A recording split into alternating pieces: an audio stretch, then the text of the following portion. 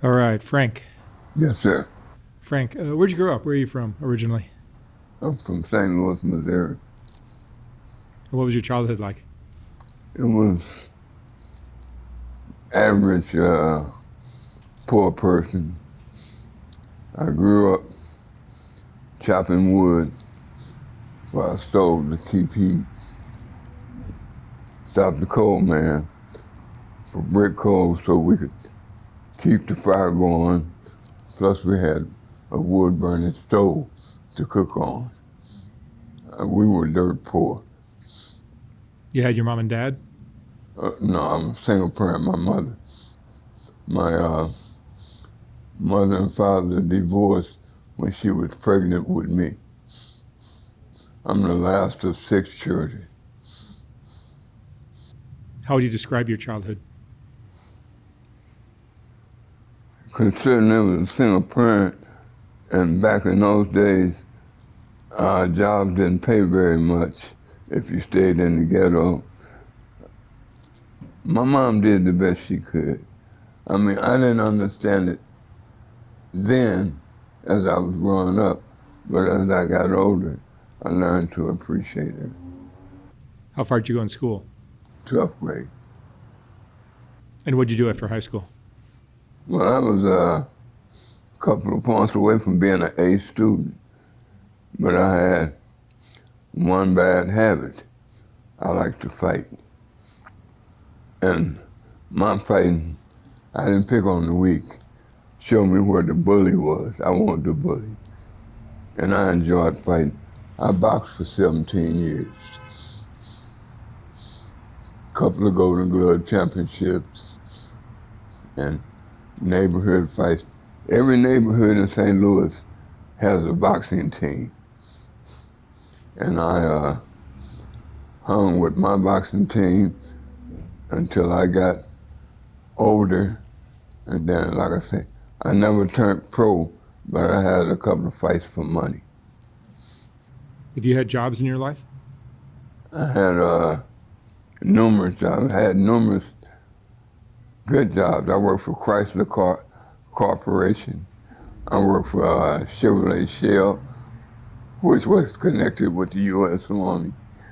And they had a car plant in St. Louis that it was one of the very few car plants in the United States that manufactured the Corvette.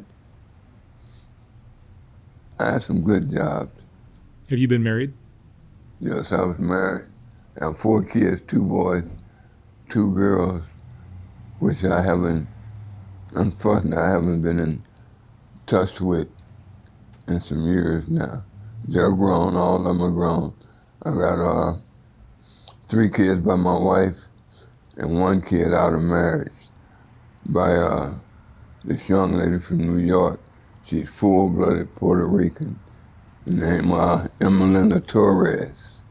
I had my last daughter by her. How long have you been down here? How long have I been back here? I've been back here since '81. Do you feel like you're walking in your father's footsteps? Well, I did something that kind of habitual amongst black people. Black fathers have it bad about leaving their wife and their kids. It's bad to say, but we have a high rate of doing that, deserting the family. Why do you think that is? I really don't know. Some things are just habitual towards certain people, certain races. You know, it's bad to say. Another bad habit that black people have is jealousy. We can't stand to see the next man get ahead of us. And we'll try to keep him from doing that. If we have to destroy his projects or whatever, we've been known to do that. Because as far as back as I can remember, in my childhood, it was like that. So it had to be happening before me. And it's been carried down generation to generation. You've been on Skid Row for how long? Since 2011. I unfortunately went to the pen, and when I paroled, I asked for a program because I smoked crack and I was tired of it. They put me in a program. Well, let me back up. When I asked my PO to put me in the program, he said there were 2 programs available. Oh, okay, let me have them. He said one was Bridgeback. I said, where is that? He said, Skid Row. No, I don't want no part of that. I said, where is that one? He said, Amistad, over on the old parole officer over on 38th and Grand. I said, I'll take that one. My condition was from 0 day to 6 months. I stayed a little over a year. I soaked in the program. I graduated. I kind of got familiar with Skid Row while I was in the program because I used to have to come down here over on 3rd and Crocker to Project 180, which was a program for parolees. So I got a little familiar with Skid Row then. And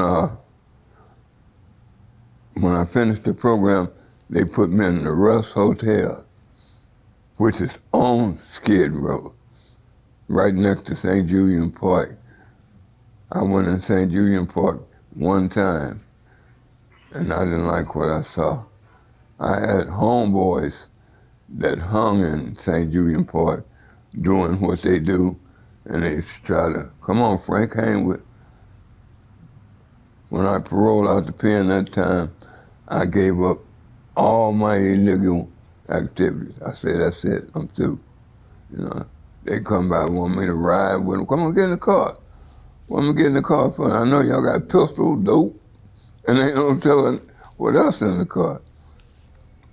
I stayed in the Russ a year, rent-free, and from the Russ, they moved me to the Ellis Hotel. And I've been there ever since 2011. What did you go to prison for? I have numerous prison sentences. I have everything from a B number all the way up into an H number. And that carries throughout the years. The numbers only changed as the population grows. The more people they put in after it reaches so many 100,000, then they'll go to the next number in the alphabet. And I ran through a lot of numbers, everything from a B to a H. I've been to almost every penitentiary in California. There's but about 4 or 5 that I haven't been to. A lot of them I've been to numerous times, 2 or 3 times. And it's a situation where when I would get there, I've been there so many times, and so for me, the guards would, oh, Frank, you're back again, huh? I mean, yeah, here we go. But I can't say I'm not a bad guy, you know. I just got caught up trying to sell dope, which I found out dope selling wasn't my field because I progressed for maybe 2 or 3 months back in jail again. The little money I had accumulated and saved is gone. But it took from 85 until 2007 to me to realize this. But the last prison term I went in, when I paroled, I said, that's it. I'm getting a little bit too old for this, and I'm not prospering at all. Some guys have all the luck. They sell bigger dope, never get caught, and they progress in it, you know. At one time, when I was telling off, I had 2 jobs. Now the jobs were, that's guaranteed. Show up and show out, you know, wait on the payroll. Dope selling, I'm not one of them. Complete failure. Do you have any regrets in your life? Regrets? I regret that I went in the Army when I was 18, and that was 1966. I regret that I didn't stay and retire, because I could have retired when I was about 30-some years old and been set for life. You know, that was the biggest mistake I made at an early age. But I was young, foolish. Nobody really took time to pull me to the side and try to explain, you know, how life should go and what I should do to make it a success. Your father wasn't there to do that? No, my father, when him and my mother divorced, he moved from St. Louis to Chicago. But they did keep in contact, and every summer, for summer vacation from school, my dad, he would send for me, and I'd go spend the summers with him in Chicago. He wasn't a complete failure. He was on the verge. I just couldn't figure whether I should love him, you know, or whatever. I knew Mom was number one. Nobody comes before her. Pops, something to think about. He had a drink. He kept a job, but he had a drinking problem. And eventually it killed him. He died from cirrhosis of the liver, from drinking alcohol. But I can say, from what I learned about him, staying around him in the summertime, you know, he wasn't a bad guy, hard worker, but he had a drinking problem. And he would let that drinking problem take his thoughts, and they took it some places that nobody should go.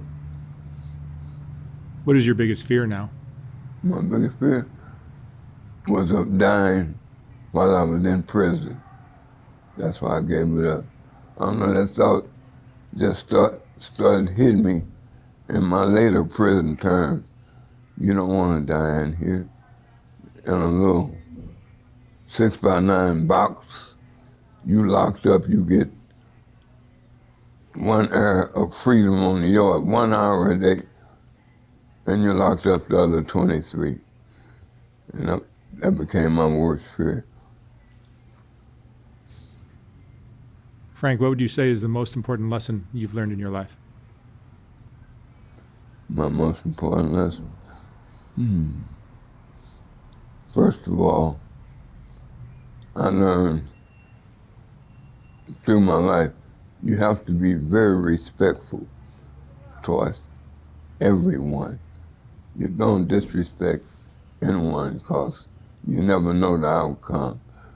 And I went through life, people would be younger than me, but I didn't hesitate to, yes, sir, no, ma'am, you know, I'd show up. And I've had certain people ask, why you call me sir, call me ma'am? You older than me. Just out of respect, you know. All right, Frank, thank you so much for sharing your story. Thank you very much. Thank you, sir, for taking time.